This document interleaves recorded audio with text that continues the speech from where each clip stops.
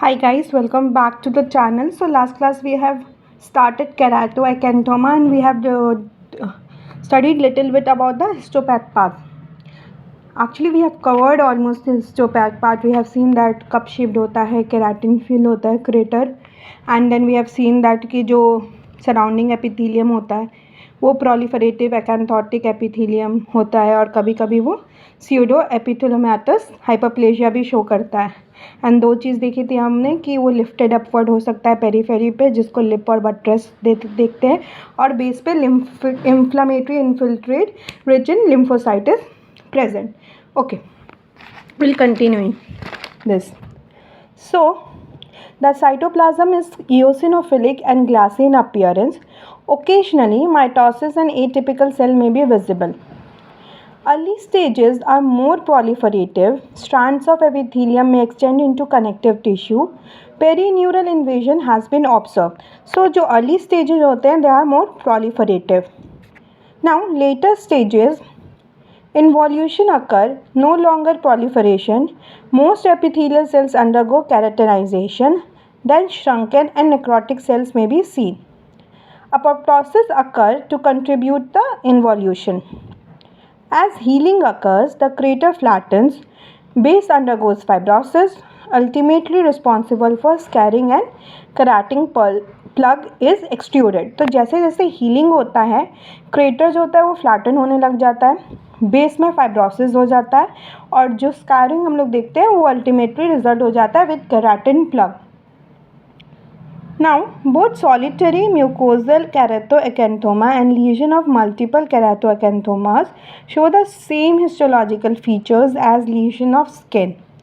In the eruptive form, however, the lesions are much less crateriform.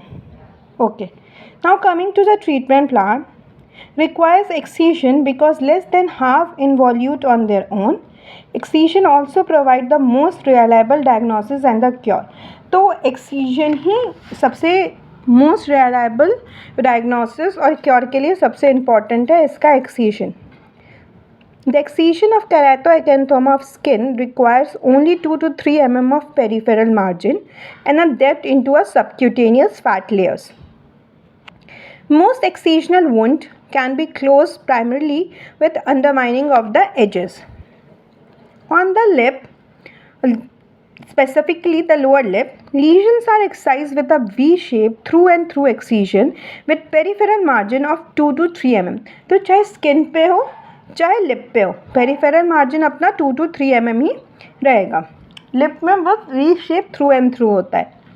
The lip is closed in multiple layers from mucosa outward to skin and apical care should be taken.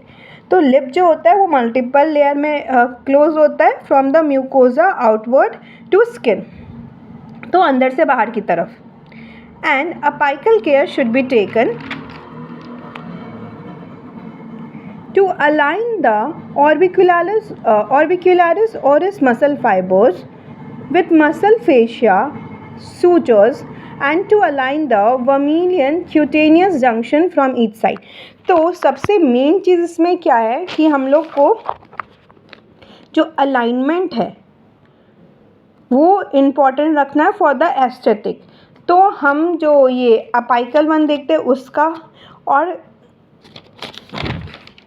an apical care should be taken, special care should be taken, then special care to be taken to align the orbicularis oris muscle fibers with muscle fascia suture. तो जो हमारा orbicularis oris muscle fiber रहेगा उसको इसको fascia suture से अच्छे से align करना है फॉर एस्थेटिक, ठीक है, for function and aesthetic both, and to align cutaneous junctions from each side. जो वर्मिलियन क्यूटेनियस स्किन जंक्शन है उसका अलाइनमेंट भी परफेक्ट होना चाहिए फॉर द ऑटोमोस्ट रिजल्ट.